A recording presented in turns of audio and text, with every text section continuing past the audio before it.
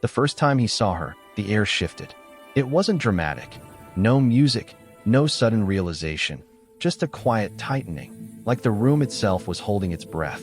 She was standing by the window of the bookshop café, the kind of place where time moved slower, sunlight poured in sideways, and the air smelled faintly of roasted beans and paper. Her hair was pinned up loosely, strands falling as if on purpose. She wasn't young, not in the way most people met, but there was something magnetic in how she existed. Calm, unbothered, entirely aware of herself. He should have looked away. Instead, he lingered a second too long. When she turned, their eyes met, briefly, but long enough for him to forget what he was doing. She didn't smile right away. She just looked at him, curious, unreadable. Then, almost as an afterthought, one corner of her mouth lifted, small, knowing. That was it. He pretended to browse the shelves, fingers tracing spines without seeing titles. Every few minutes, he caught her reflection in the glass, the slow movement of her hand as she turned a page, the faint sound of her bracelet when she reached for her cup. He told himself he wasn't staring. He told himself it was nothing. When he finally walked past her table to leave, she looked up again. "You've been looking at that same shelf for 10 minutes, she said, her tone dry, amused. He froze, then smiled, caught, but strangely calm. "Maybe I just like the view." Her brow arched. Flattery that clumsy usually comes from men twice your age. "Then maybe I'm ahead of my time," he said. That made her laugh, soft, quick, and gone before he could hold on to it. She looked back at her book, but he could see the faintest color rise in her cheeks. Something about it felt dangerous, not in what she said, but what she didn't. He hesitated at the door. "Do you come here often?" She closed her book slowly, placed it on the table, and met his eyes. "I used to. Until now." He didn't know what that meant. But it left a mark, something like a bruise you keep pressing just to feel it again. He told himself he wouldn't return, that she was just a moment, a passing fascination. But days are blurred. Every time he walked past the cafe window, he caught himself looking inside, hoping. And then one afternoon, she was there again. Same table, same quiet poise, as if nothing had changed. Except now she noticed him first. He felt her gaze before he turned. There it was again, that pull, subtle and unreasonable. She didn't smile this time. She just said, "You came back. I wasn't sure if I should." "You shouldn't have." The way she said it wasn't cruel. It was gentle, like she meant the opposite but couldn't afford to say it. He nodded, stepped closer anyway. The world seemed smaller now, just the sound of her breath and the faint hum of jazz from the radio. She reached for her coffee but missed the cup slightly, fingers brushing his hand. Neither of them moved. It was only a second, a hesitation suspended in air, but it felt longer. Then she pulled away, stood, and gathered her things with practiced calm. "This was nice," she said softly. "But you shouldn't come again." He didn't answer. He couldn't. As she walked past him, her perfume lingered, faint, floral, impossible to forget. The bell above the cafe door chimed as she left. He stood there, heart somewhere between regret and curiosity, staring at the empty table. Then, a moment later, his phone buzzed. Unknown number. "You forgot your book." A pause. Then another message followed. "Don't come tomorrow." He read it twice and smiled. He told himself the messages were a warning, but they felt more like an invitation written in reverse. The next day, he didn't go to the cafe. He sat on his balcony instead, phone in hand, scrolling through the two short texts again and again. Her name still wasn't saved in his contacts. Just a number, like a secret he wasn't supposed to have. By evening, the sky had turned violet. Restless, he wandered downstairs, not toward the cafe, but around the corner, where the narrow street curved toward the old houses. He hadn't planned to end up there. But when he saw her car parked in front of a faded brick building, his feet stopped moving. Her front door was open. A faint light spilled onto the porch. He hesitated, then knocked gently. She appeared in the doorway wearing a long cardigan, her hair loose this time. "Softer." "You didn't listen," she said. He exhaled, almost laughing. "You texted me first. That was supposed to end things." "Did it?" Her lips parted, but no words came. Instead, she stepped aside, letting him in without another glance. The house smelled like books and faint perfume, the same one that had followed him for days. Every corner looked lived in but untouched, like she kept the world at a polite distance. "Tea?" she asked, already moving toward the kitchen. He nodded, watching her. The way she avoided his eyes said more than any refusal could. When she placed the cup in front of him, he noticed her hands, steady, graceful, a small silver ring on her thumb. He wanted to ask about it, but didn't. The silence between them was fragile enough. "You're not very good at leaving things alone," she said, finally sitting across from him. "Neither are you," he murmured. A faint smile touched her lips, then faded. "You remind me of someone," she said quietly. "My ex-husband used to look at me like that, like he was trying to memorize me before I disappeared." He didn't know what to say. The confession hung there, too honest to ignore. "What happened?" he asked softly. She shrugged. "He got tired. Or maybe I did. It's hard to tell when you stop being someone's choice and start being their habit." He looked down, fingers tightening around his cup. "I know that feeling." She raised an eyebrow, almost teasing. "You're too young to know anything about that." He laughed, short, a little bitter. "You'd be surprised." Her expression softened, but she didn't press. The space between them felt charged again, though neither moved. Outside, the rain started, gentle at first, then steady against the windows. "I shouldn't have let you in," she whispered. "I know." But neither stood up. He reached for his cup at the same moment she reached for hers. Their fingers brushed, a soft, accidental contact, and both froze. Her breath caught. His thumb lingered where her skin had been. The rain filled the silence, rhythmic and steady. When she finally looked up, her voice was barely there. "Please, don't make this harder." He smiled faintly, not confident this time, just honest. "I'm trying." The clock ticked. The storm deepened. And between them, something unspoken, fragile, dangerous, refused to disappear. The rain didn't stop for hours. It softened everything, the streetlights, the edges of the room, even the space between them. She stood by the window, one hand resting against the glass, the other holding her cardigan closed. He sat at the small kitchen table, tracing the rim of his empty cup, pretending not to watch her. "Still raining," she said quietly. "Guess I'll have to wait it out." She didn't answer, but her reflection in the window shifted, her shoulders tensing slightly, as if the idea unsettled her more than it should. He stood. "Do you want me to go?" He tried to stay away. He really did. But 3 days later, he saw her again, by accident, or maybe not. The cafe window glowed against the gray afternoon, and she was there, sitting alone, stirring a cup she never drank from. He told himself to keep walking. Yet his reflection was already in the glass before he'd made the decision. When she looked up, surprise flickered, followed by something else. Resignation, maybe, or relief. She didn't wave, didn't smile. But when he stepped inside, she didn't look away either. "You shouldn't be here," she said softly. He nodded. "I know." "Then why?" He didn't answer. Not with words. He sat across from her instead, the chair legs scraping softly against the floor. The air between them felt charged again, full of everything they hadn't said. Her eyes moved over his face, slow, searching. "You're reckless. You're pretending you're not tempted." Her breath caught, just barely, but he noticed. "Don't," she said. "You don't know what you're starting." He leaned closer, his voice low. "I think you do." For a second, neither breathed. Then she laughed, quietly, bitterly, and looked down. "You remind me of the version of myself I was supposed to grow out of." "Maybe she's still there," he said. Her fingers tightened around her cup. The steam between them rose like a fragile curtain, and he could see the tremor in her hands. "You think this is romantic?" she whispered. "It's not. It's chaos. It's wrong." He smiled faintly. "Then why are you still here?" Her silence was an answer. The rain started again outside, like it always did when they met. He leaned back, watching her. She looked exhausted, not from him, but from the fight she kept having with herself. Finally, she said, "My son's graduation is next week." He asked if I'd bring someone. I almost said your name. The words hit him harder than he expected. He searched her face, part of him hoping she was joking, the rest knowing she wasn't. "You thought about it." "I think about a lot of things I shouldn't." The air between them thickened, heavy with what couldn't be said out loud. He reached across the table, not to touch her, not quite. His hand stopped inches from hers. "Then stop pretending you don't care." Her eyes met his. For the first time, she didn't look away.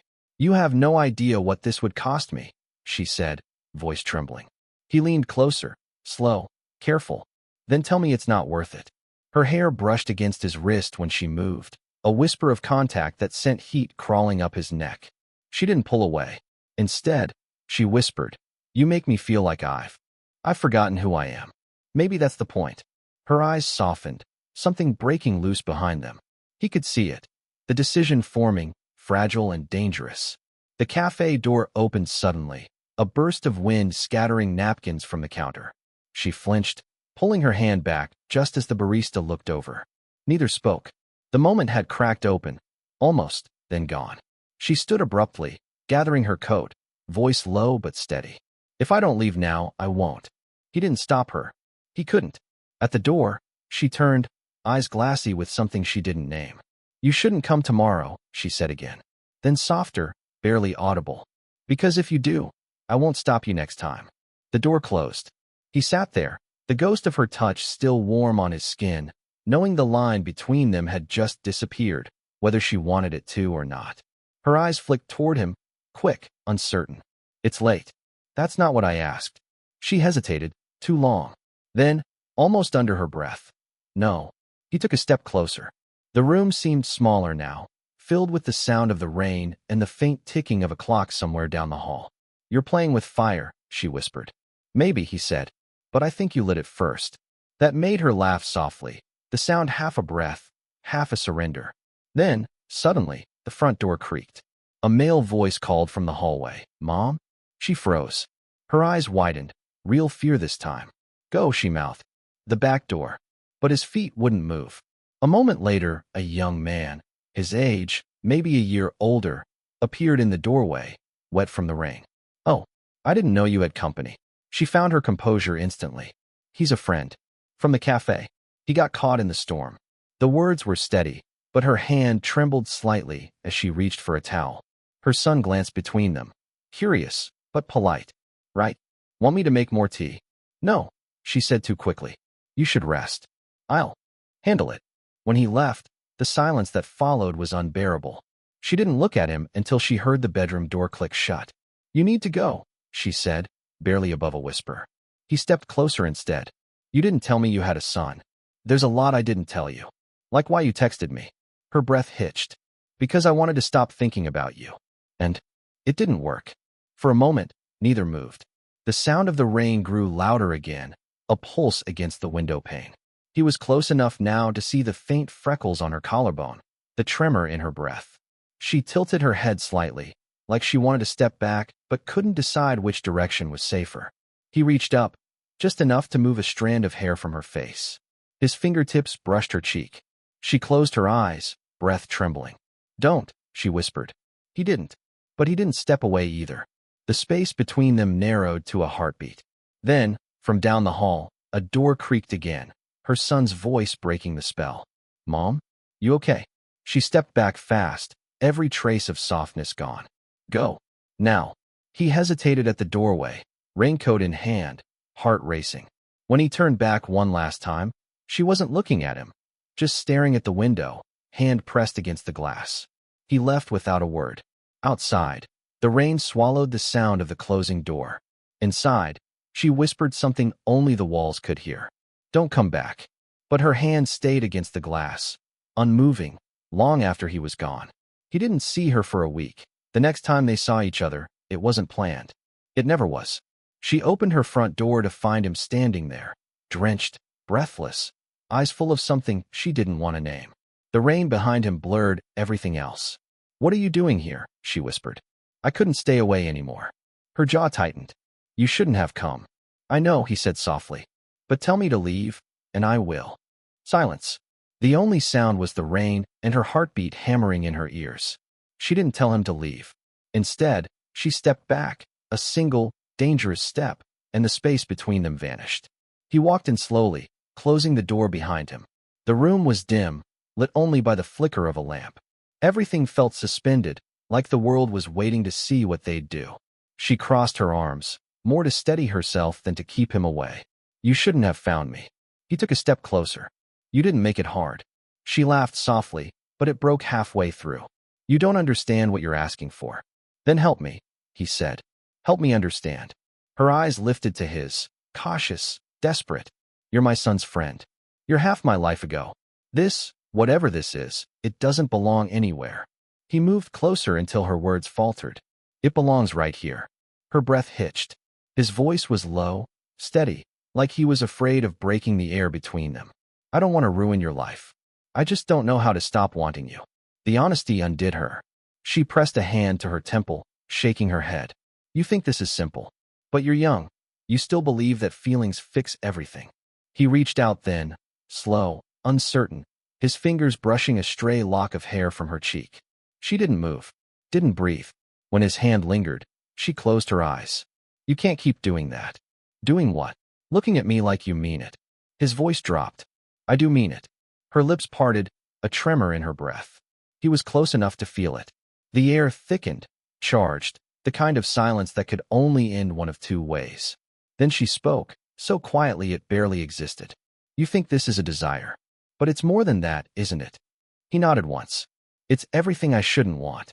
For a moment, neither moved. The tension was unbearable, 1,000 unsaid things balancing on the edge of one decision. Then she stepped closer, close. Enough that their breaths tangled. If we do this, she whispered, there's no going back. He didn't speak. He didn't have to. Her hand rose, hesitated in the air between them, trembling. His fingers met hers halfway. The touch was small, but it carried everything. Regret, longing, surrender. She exhaled sharply, eyes glistening. You'll hate me for this someday. He shook his head. I already tried. It didn't work. The silence after that was thick and fragile. The rain softened against the windows. Then she leaned in, not enough for a kiss, but enough that he could feel her breath on his skin. It felt like standing on the edge of a promise. When she finally spoke, her voice was steady again. You should go. He waited, hoping she'd take it back. She didn't. He stepped toward the door, hand on the handle. Before he opened it, she said his name, once, softly. He turned. Her eyes were wet, her smile trembling. If I ask you to stay next time, don't think twice. The door closed between them, leaving the air heavy with what almost happened, and what still could. Each day stretched too long, each night heavier than the last. The cafe became a habit he couldn't break, even when she wasn't there. He'd sit at the same corner table, half expecting her shadow to appear in the reflection of the window. On the 7th day, she walked in. No warning, no hesitation, just quiet defiance. Her eyes found him instantly, and for a moment, neither moved. Then she walked over, her coat still damp from the rain, her perfume faint but unmistakable. I told you not to come, she said. He smiled faintly. You said that before. This time I meant it. Her tone was different, sharper, urgent. Something had changed. He could see it in the tension around her mouth, the way she kept glancing toward the door. What happened? He asked. She hesitated. Her fingers brushed her necklace, a nervous tell he'd come to recognize. My son saw your messages. He froze. What? He borrowed my phone. I didn't think. She stopped, exhaled hard, trying to steady herself. He asked who you were. I told him you were one of my students. His heartbeat stumbled. You lied. I had to.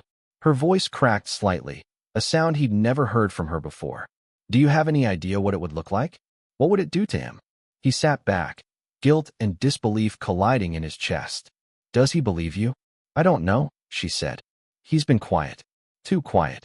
They sat in silence for a moment, the air charged with fear and something deeper, the realization that their secret had edges sharp enough to cut. Finally, she whispered, you need to stay away. For real this time. He nodded slowly, but the word okay never came.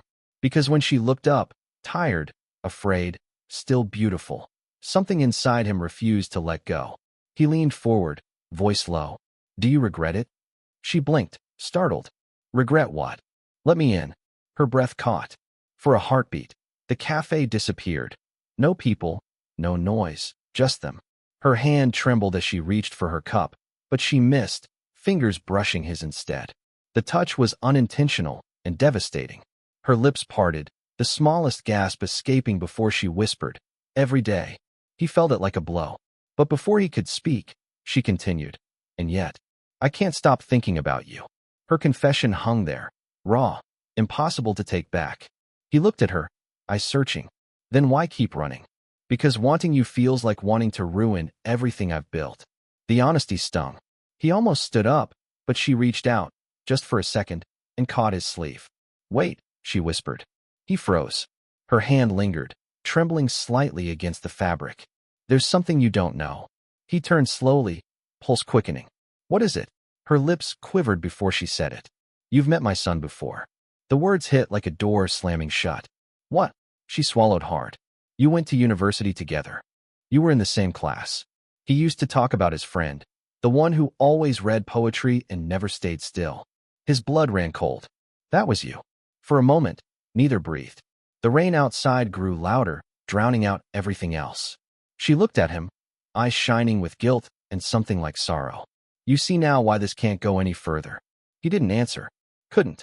But the space between them pulsed with something unspoken, sharper now, dangerous in a way it hadn't been before. Because knowing the truth didn't make him want her any less. It only made every memory burn brighter. Weeks passed before he saw her again. No rain this time, just the quiet hum of late summer, the kind of heat that made the air shimmer above the pavement. He'd almost convinced himself it was over, that what they'd shared belonged to another life, something beautiful and unfinished. Then one evening, as he walked past the cafe, he saw her. No book, no coffee, just her, sitting at the same table, watching the door like she'd been waiting for him all along. For a moment, he thought about turning away, pretending not to see her. But she smiled, small, tired, real. And that was all it took. He stepped inside. The bell over the door chimed softly, the same sound that had marked their first goodbye. "You came," she said. "I wasn't sure if I should." Her lips curved. "Neither was I." The words carried a kind of peace he hadn't heard in her voice before. The tension that once filled every silence between them had softened, replaced by something steadier, truer. He sat across from her, and for a long moment, they didn't speak. Just the clink of a spoon, the slow rhythm of shared quiet. Then she said, "My son knows." His breath caught. He found the courage to ask again. "I didn't lie this time." He searched her face for anger, regret, anything. But she only looked relieved. "What did he say?" "That I deserved to be happy," she said softly. "And that he always wondered who could make me smile like that." He couldn't help but smile then. "And you told him?" Her gaze dropped to the table. "Not everything. Just enough." The cafe was empty now, golden lights spilling through the window. She reached across, fingertips brushing his, the same small, deliberate motion that had started everything. This time, she didn't pull away. "Do you still think this doesn't belong anywhere?" he asked. She shook her head slowly. "I think maybe it just needed time to find its place." He turned his hand, letting his fingers slide between hers. Her palm was warm, familiar. A quiet kind of rightness settled in the air. "I don't know what this is yet," she admitted. "But I'm tired of pretending I don't want it." He leaned closer, voice low. "You don't have to." She smiled then. That same half-smile that started it all, but softer now, full of peace. "You never listened when I told you not to come. And I'm glad I didn't." The cafe light flickered. She stood, walked around the table, and stopped in front of him. For a heartbeat, they just looked at each other, two people who had finally stopped fighting the inevitable. Her hand rose to his cheek, a simple, trembling touch. Then she leaned in and pressed her forehead against his. Not a kiss. Not yet. Just closeness that said everything words couldn't. "I don't know where this will go," she whispered. "Then let's find out together." They stayed like that, breathing the same air, hearts unguarded. While outside, the sun dipped behind the old street, and the world went on quietly around them. Sometimes, endings don't need fireworks. Just a choice made without fear. And when she finally did kiss him, soft, slow, certain, it felt less like breaking a rule and more like coming home. Did you enjoy the story? What kind of stories would you like to hear next? Slow burn love, bittersweet endings, or something completely different?